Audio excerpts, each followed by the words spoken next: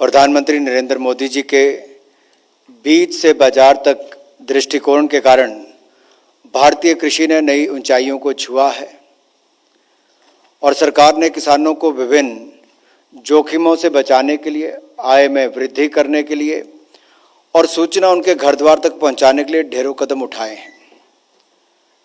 और इसमें किसानों की वृद्धि में भी आपको बदलाव दिखे होंगे। बीज से लेकर मिट्टी की सेहत तक, बीमा से लेकर सिंचाई तक, न्यूनतम समर्थन मूल्य से लेकर बाजारों तक एक व्यापक दृष्टिकोण से हर कदम पर किसानों का सशक्तिकरण हुआ है। आज की बैठक में माननीय प्रधानमंत्री मोदी जी के नेतृत्व में 2022-23 के लिए खरीफ की 14 फसलों की सब वैरायटी सहित 17 फसलों के न्यूनतम समर्थन मूल्य यानी कि एमएसपी का अनुमोदन किया गया है। और ये इसलिए भी महत्वपूर्ण है कि बुआई के समय अगर किसानों के ये आश्वासन होता है कि क्या दाम मिलने वाला है, तो उससे उनका मनोबल भी बढ़ता है और उनको दाम भी बेहतर मिल पाते हैं। आपको ज्ञात होगा 2018-19 में जब सरकार ने निर्णय लिया कि लागत प्लस 50% पर एमएसपी तय करेंगे, उसको हमने लगातार लागू भी किया और उसके पालन के कारण किसानों को अच्छे दाम भी मिले, उनकी कमाई भी बढ़ी और बहुत सारे और कदम इसके साथ साथ कृषि के क्षेत्र में मोदी जी की सरकार ने उठाए हैं। चाहे वो 1 लाख करोड़ रुपए का एग्रीकल्चर इंफ्रास्ट्रक्चर फंड हो या किसान क्रेडिट कार्ड के माध्यम से 16 लाख करोड़ रुपए किसानों को देने की बात हो, कम ब्याज दर पर वो मिलते हैं। यहाँ तक कि पीएम किसान सम्मान निधि जो पिछले कुछ दिन पहले ही एक किस्त जारी माननीय प्रधानमंत्री मोदी जी ने जारी की, उसको मिलाकर लगभग 2 लाख करोड़ रुपए अब तक किसानों के खाते में जा चुका है। दुनिया भर में फर्टिलाइजर के दाम बढ़े, उसके बावजूद 2,10,000 करोड़ की सब्सिडी इस साल हम दे रहे हैं। पिछले साल 1 लाख करोड़ थी, तो इस साल 2,10,000 करोड़ हो गई है, यानी कि दुगनी से ज्यादा सब्सिडी फर्टिलाइजर पर हुई। लेकिन किसानों पर हमने कोई बोझ नहीं पड़ने दिया है। माइक्रो इरिगेशन स्कीम्स को देश भर में लागू किया गया, पर ड्रॉप मोर क्रॉप की योजना को आगे बढ़ाते हुए नेचुरल फार्मिंग को लगातार बढ़ावा दिया जा रहा है। नैनो फर्टिलाइजर्स का उपयोग करने के लिए उसको भी लॉन्च किया गया है और 22 करोड़ किसानो65 को सॉइल हेल्थ कार्ड देने का काम भी मोदी जी की सरकार ने किया। छोटे किसानों की ताकत बढ़े तो 10,000 एफपीओस बने, 6,865 करोड़ रुपया इसके ऊपर लागत आएगी, यह भी बजट में प्रावधान किया गया। तो खाद्य तेलों की बात करें तो दलहन तिलहन की जहां एक और खरीद बढ़ाई है, वहीं पर नॉर्थ ईस्ट के क्षेत्रों में पाम ऑयल को बढ़ावा देने के लिए इसमें भी 11,000 करोड़ रुपए का अलग से प्रावधान किया गया। ये मैंने कुछ बिंदु आपके सामने बताए जो पिछले कुछ वर्षों में प्रधानमंत्री मोदी जी के नेतृत्व में इस सरकार ने किसान कल्याण के लिए और कृषि के क्षेत्र में उत्पादन को बढ़ाने के लिए कदम उठाए हैं। अगर आज की मैं बात करूं तो एमएसपी के जो दाम बढ़े हैं, इसमें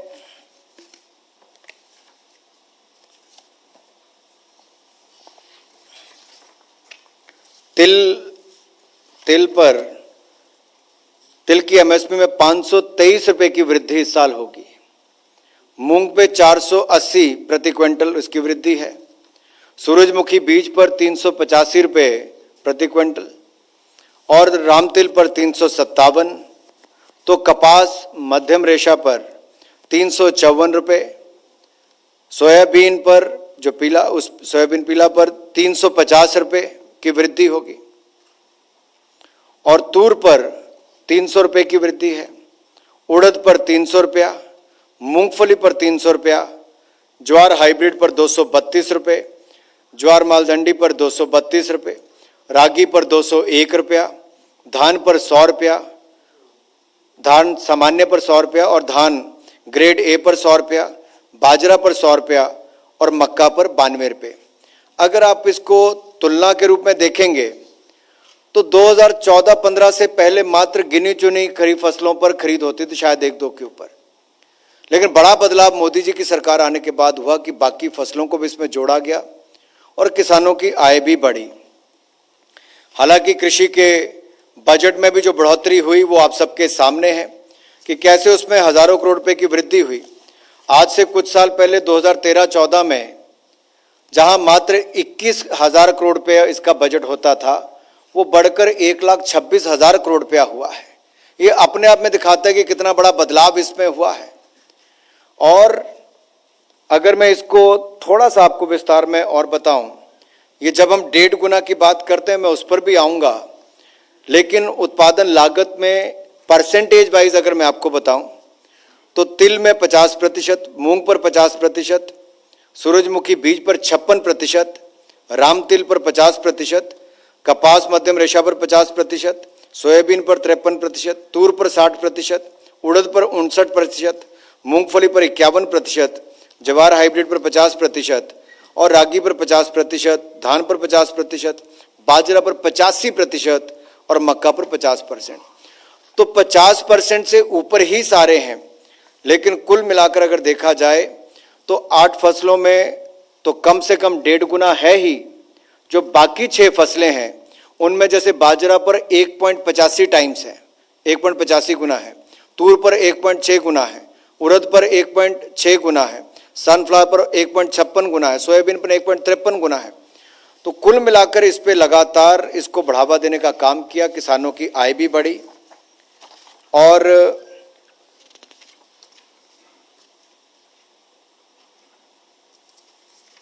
जो लागत प्लस 50% पे तो हमने किया ही।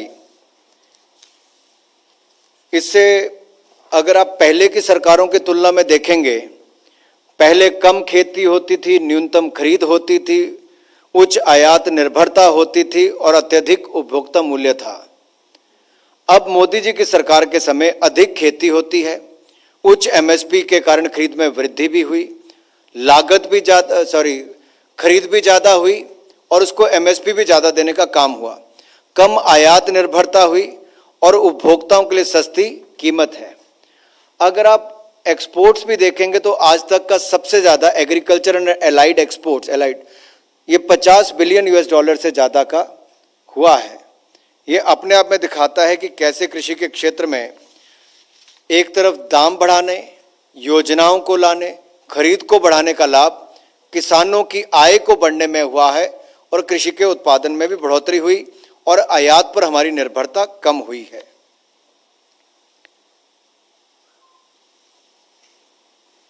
फसल विविधीकरण को प्रोत्साहन देते हुए सरकार ने जहां दलहन, तिलहन और पोषक अनाज फसलों के लिए एमएसपी की दरों में ऐतिहासिक वृद्धि की थी, उसमें आप देख सकते हैं इनसे किसानों की आय में भी वृद्धि हुई है, उनकी खरीद भी कई गुना ज्यादा बढ़ी है। दलहन तिलहन के एमएसपी बढ़ाने से मिले प्रोत्साहन के फलस्वरूप 2018-19 में उत्पादन जो 220 लाख मीट्रिक टन था वो बढ़कर 277 लाख मीट्रिक टन मात्र 2.5-3 वर्षों में हो गया है। और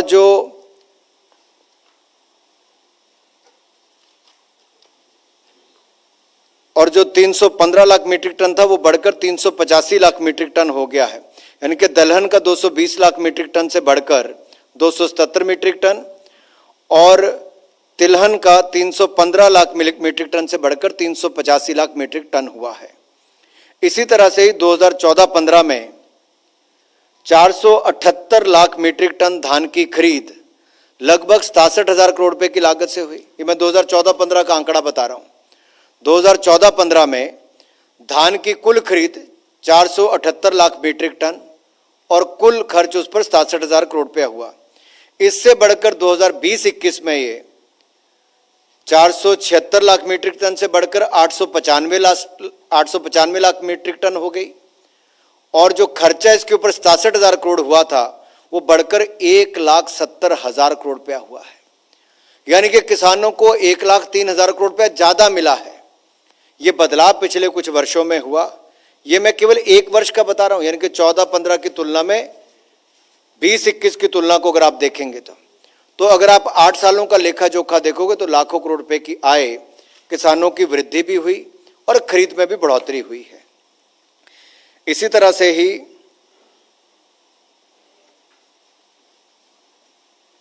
बाकी दाम मैंने आपको बता दिए। अगर आप तुलना चाहोगे तो मैं आप 2014-15 की तुलना से लेके अब क्या दाम हुए हैं मैं वो भी आपके अगर चाहो तो जानकारी के लिए बता दूं।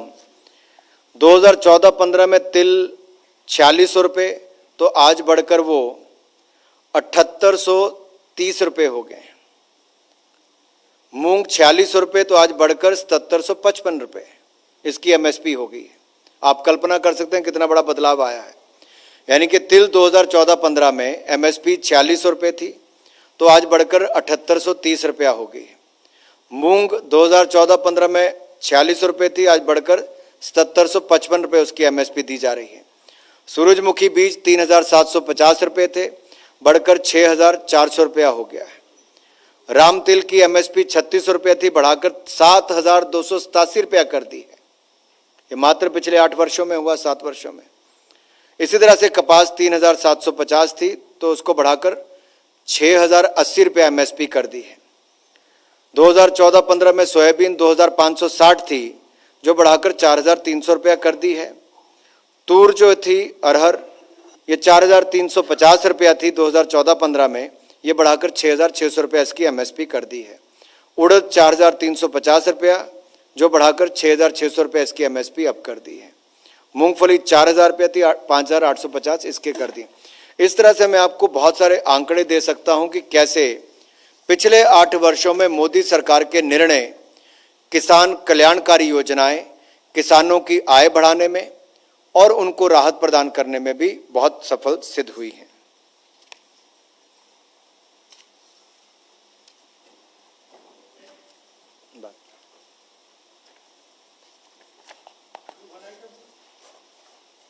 एक ही आइटम से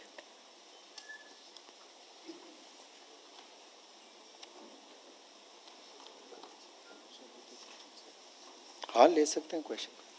Thank you, sir. We will now take some questions. Okay, 91.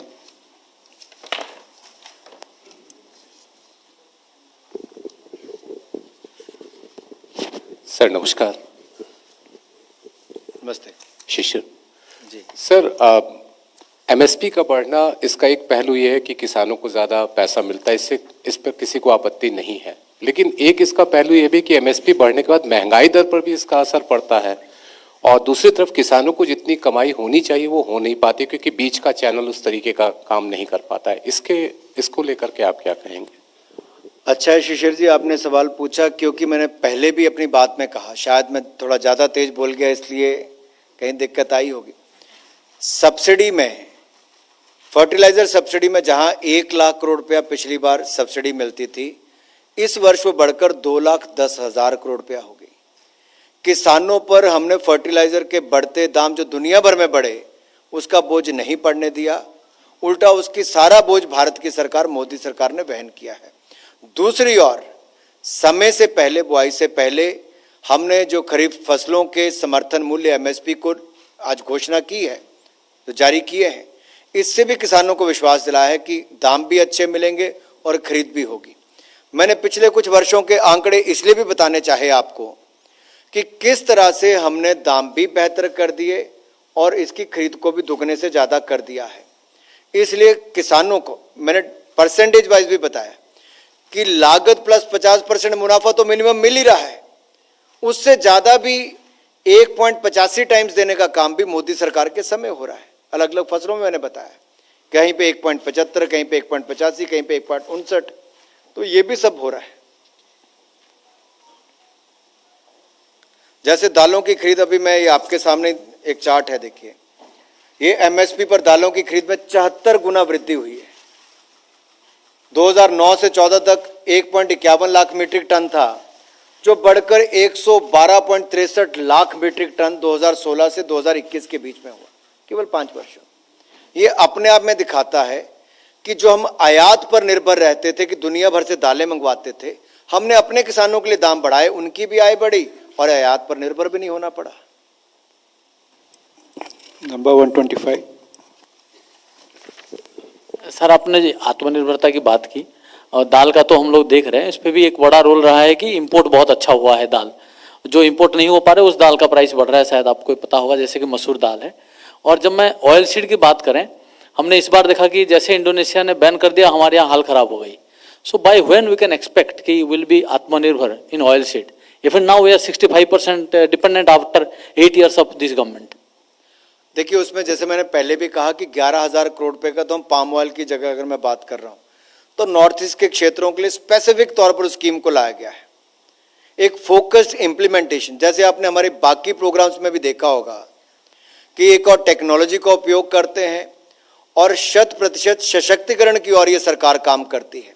चाहे वो शौचालय की बात थी, बिजली की बात थी, बैंक खातों की बात थी, या पानी देने की बात हो, या पक्के मकान देने की बात हो। उसी तरह से आत्मनिर्भर भारत बनाने के लिए जहां बाकी सेक्टर्स में प्रोडक्शन लिंक इंसेंटिव स्कीम है, तो यहाँ पर एमएसपी जैसी स्कीमों का लाभ भी यहाँ किसानों को उसका लाभ है। दलहन तिलहन के मैंने आंकड़े आपको बताए, 72%, 72 गुना ज्यादा, परसेंट भी नहीं गुना ज्यादा वो खरीद की है। तो प्रोडक्शन हुई होगी तभी खरीद हुई। क्यों हुई? क्योंकि हमने दाम उसके बढ़ाने शुरू किए।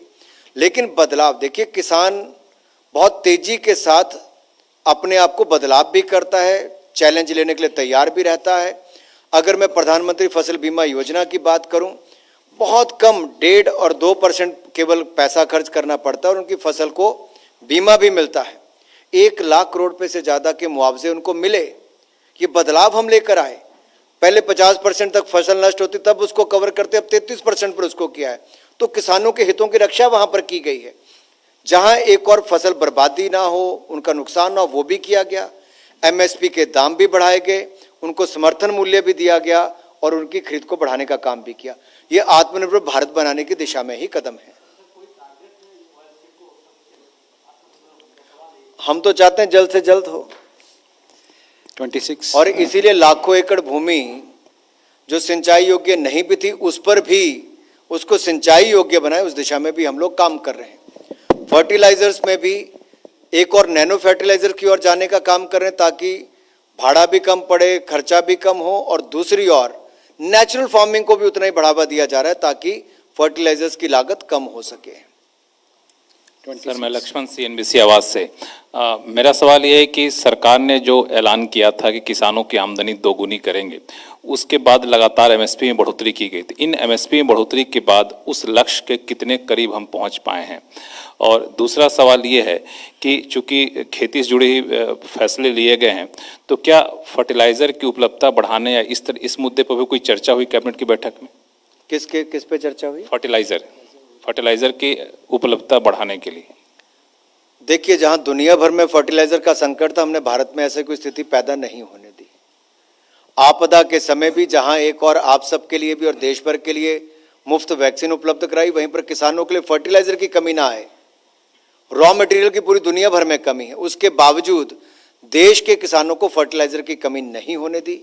साथ ही साथ नैनो फर्टिलाइजर्स को भी लॉन्च कर दिया है और आगे भी हमारा प्रयास है कि उस दिशा में बहुत सारे कदम हमने उठाए हैं और उस दिशा में बहुत बदलाव भी देखने को मिल रहा है। फर्टिलाइजर मंत्री आपको उसमें और डिटेल में बता पाएंगे। लेकिन जो आपका पहला प्रश्न है उस पे बारे में बताना चाहूंगा कि धान के लिए जो एमएसपी का भुगतान है, अगर आप उसकी तुलना भी करके देखेंगे तो 2007 से 2014 तक 2.58 लाख करोड़ रुपया खर्च हुआ और 2014 से 2021 तक बढ़कर 7,43,000 करोड़, तो 2,58,000 करोड़ से बढ़कर 7,43,000 करोड़ रुपया वो हो गया।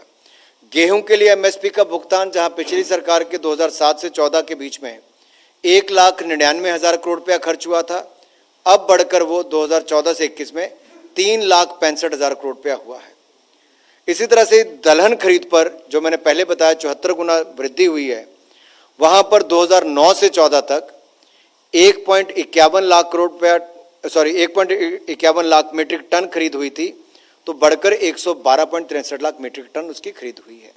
तो एक बड़ा बदलाव आया है, उस दिशा में सारे कदम हैं किसानों के लिए।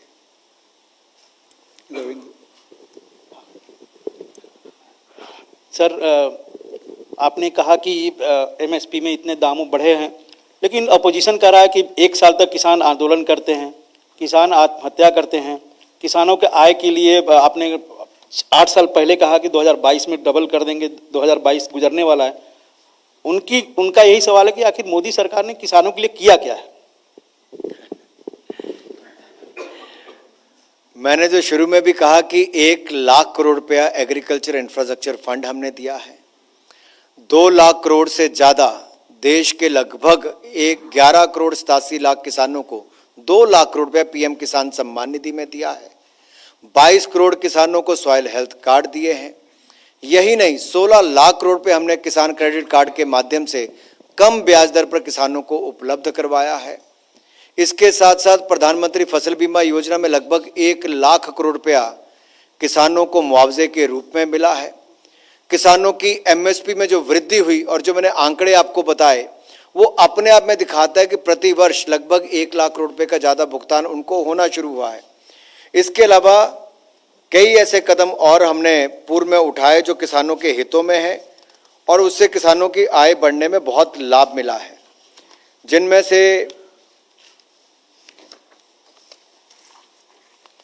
से आपने वापस रिपीट करवाना ही है। एक सेकंड, उसी कागज पे लिखा है।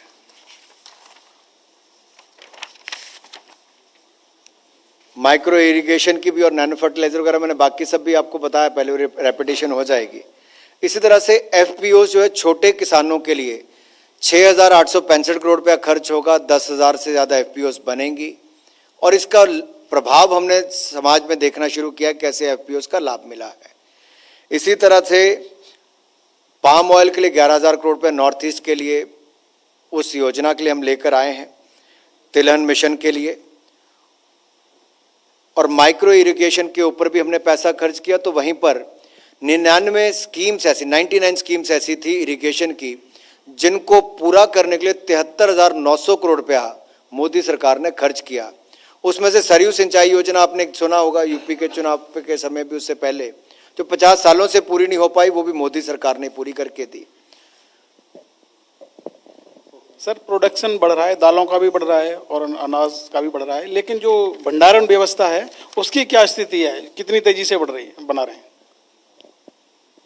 भंडारण तो लगातार जितनी भी खरीद होती है उसको हम कर ही रहे हैं, नहीं, और केवल भंडारण ही नहीं कर रहे, भंडारण की क्षमता को बढ़ा भी रहे हैं। लेकिन साथ ही साथ आपदा के समय 80 करोड़ गरीबों को, 80 करोड़ भारतीयों को 28 महीने तक मुफ्त में अनाज देने का काम भी मोदी जी की सरकार ने किया और ये शायद दुनिया का कोई और देश नहीं कर पाया है। तो खरीद भी की, भंडारण भी किया, एक्सपोर्ट भी 50 बिलियन यूएस डॉलर से ज्यादा का हमने किया है। ये दिखाता है एक्सपोर्ट भी बढ़ा, तो स्थानीय लोगों के लिए जो अनाज की कमी ना आए उसकी भी पूर्ति भी की है। 176। सर, आंचल यादव, हिती खबर से। सर, मेरा सवाल ये है कि जिन किसानों के खातों में किसान पीएम योजना के तहत जो 2,000 रुपए आया करते हैं, तो क्या जिन लोगों के खाते में नहीं जा रहे थे उनके लिए नंबर जारी किए गए थे, हेल्पलाइन नंबर, तो क्या उससे उनका निस्तारण हो पा रहा है समस्याओं का, जो शिकायतें अपनी लेकर आते हैं? निश्चित तौर पर राज्यों से जो भी इस तरह के नंबर आते हैं, कई राज्यों ने तो पूरी सूची नहीं भेजी। मान लीजिए कोई एक ऐसा राज्य जहां से राज्य ही सूची नहीं भेजता है, तो वहां के किसानों को नुकसान होता है। मैं किसी राज्य का नाम नहीं ले रहा, नहीं तो थोड़ा पॉलिटिकल हो जाता है, इसलिए कहता हूं कुछ राज्यों के ऐसे भी कारण रहे। लेकिन हमारी सरकार ने लगातार प्रयास किया कि देश के हर किसान को इसका लाभ मिले। जो छोटे किसान हैं उनको इसका बहुत बड़ा लाभ मिलता है, क्योंकि साल में 6,000 रुपया किसी भी किसान के लिए एक अच्छी रकम है, जहां से उसकी लागत भी कम आती है, उसको मुनाफा भी बढ़ता है। और 11 करोड़ 87 लाख ऐसे किसान बहुत बड़ी संख्या है। 2 लाख करोड़ रुपए इनके ऊपर खर्च किया गया। नंबर 45। और हमारा बजट तो आपको स्वयं बताता है कि कहां 21,000 करोड़ था 2013-14 में, बढ़कर 1,26,000 करोड़ रुपया हुआ है। सर, 5G ऑक्शन से जुड़े नियम भी आज कैबिनेट में इस पर चर्चा हुए हैं क्या? किस पे? 5G auction. नहीं, इस पे कोई नहीं निर्णय हुआ, एजेंडा में नहीं था। 86। सर, प्रशांत हुए एबीपी न्यूज़ से। पहला सवाल ये है जो शिशिर सर ने सबसे पहले पूछा था सर, आपने उसका जवाब नहीं दिया, कि जैसे एमएसपी का बढ़ता है, इस बार हम लोगों ने देखा कि गेहूं की खरीद में एमएसपी से ज़्यादा कीमत दी गई उनको प्राइवेट व्यापारियों की तरफ से, और दाम बढ़ गए। तो एमएसपी के दाम आप जो बढ़ाते हैं उससे महंगाई पर क्या कोई असर पड़ेगा? दूसरा, अगर आप इजाज़त दें तो सर, आपकी खेल मंत्रालय से एक जुड़ा सवाल है सर। वो ये है कि साइकिलिंग टीम गई थी इंडिया की, उसको वापस बुलाना मुझे पड़ा लगता है है। हम कैबिनेट के निर्णय तक ही जवाब देते हैं, तो आपके अपने ही सवाल में जवाब है। आपने कहा कि एक और आप एमएसपी तय करते हैं, दूसरे बाजार में दाम ज़्यादा मिलता है। अच्छी बात है, बाजार में दाम ज़्यादा मिलता है, हमारा एक्सपोर्ट भी बढ़ा, वो एक अलग बात है। लेकिन हमने सुनिश्चित करने के लिए कहा था कि लागत प्लस 50% मुनाफा देंगे। हमने वो सारी फसलों पर अगर आप देखेंगे हमने उसको पूरा किया है, और कहीं ना कहीं लागत प्लस 85% भी पहुंच रहा है। ये अपने आप में दिखाता है कि हम सही दिशा में काम कर रहे हैं। उत्पादन भी बढ़ रहा है, एमएसपी की बढ़ोतरी भी की गई और खरीद में बढ़ोतरी की गई। और ये जो समय से पहले, अगर आप पूर्व की सरकारों में देखें, कई बार फसल के दौरान भी जब बुआई हो जाती थी उसके बाद भी घोषणाएं नहीं की जाती थी। बुआई से पहले घोषणा करना ये सुनिश्चित करता है कि किसानों को पता है कि सरकार उनको फसल की कटाई के बाद क्या दाम देने वाली है। ये मोदी सरकार ने सुनिश्चित करना शुरू किया है। लागत प्लस 50% मुनाफा भी और बुआई से पहले घोषणा भी एमएसपी की करना, ये सरकार की क्रेडिबिलिटी दिखाती है कि किसानों के कल्याण के लिए कृषि एवं किसान कल्याण मंत्रालय बनाया गया है। Number 3. Said. सर मैं पूनम हूँ अमर उजाला से। आप एमएसपी लगातार बढ़ा रहे हैं 85%, 50% से ज़्यादा, लेकिन किसान को इसका लाभ मिल रहा है? क्योंकि जैसे अगर हम बात करें, पिछली मर्तबा भी जो मक्का का किसान था उसको बहुत कम लागत पर बेचने के लिए अपनी फसल विवश होना पड़ा, और अभी की अगर बात करें तो यही हालत हो रही है प्याज की। तो उत्पादन बढ़ रहा है, एमएसपी बढ़ रही है, पर किसान क्यों गरीब है सर? मुझे लगता है आप आंकड़ों में अगर विस्तार में देखेंगे तो आंकड़े ही सब कुछ कह रहे हैं जी। उत्पादन तो बढ़ा ही, एमएसपी लगातार बढ़ाई है। मैं साल दर साल, मैंने इसीलिए आपको मैं अगर आप चाहते हो मैं एक बार फिर 2014 के आंकड़े आपको पढ़ देता हूं, और आज 2022 में भी क्या है।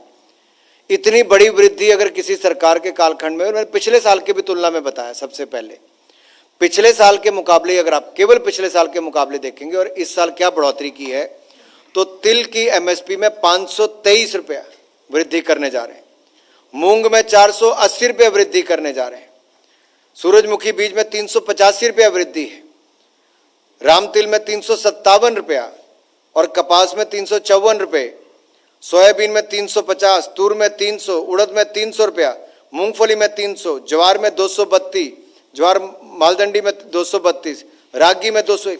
तो अपने आप में दिखाता है कि किस तरह से मूल्य बढ़ाए। मैंने आपको प्रतिशत बताई कि 50% और उससे ज्यादा हर फसल के लिए दिया गया है। 8 पे तो 1.5 गुना है ही, अगली 6-7 पे उससे 1.5 गुना से भी ज्यादा हुआ है। ये अपने आप में दिखाता है कि हमने सरकार की ओर से ना एमएसपी में कोई कमी छोड़ी बल्कि ज्यादा करके दिया है। और लागत में भी जो आपने बात कही, अगर फर्टिलाइजर के दाम हमने बढ़ने ही नहीं दिए और उसकी कमी भी मार्केट में नहीं आने दी, तो निश्चित तौर पर किसानों के हितों का ध्यान किसी ने रखा है, तो मोदी जी की सरकार ने रखा है।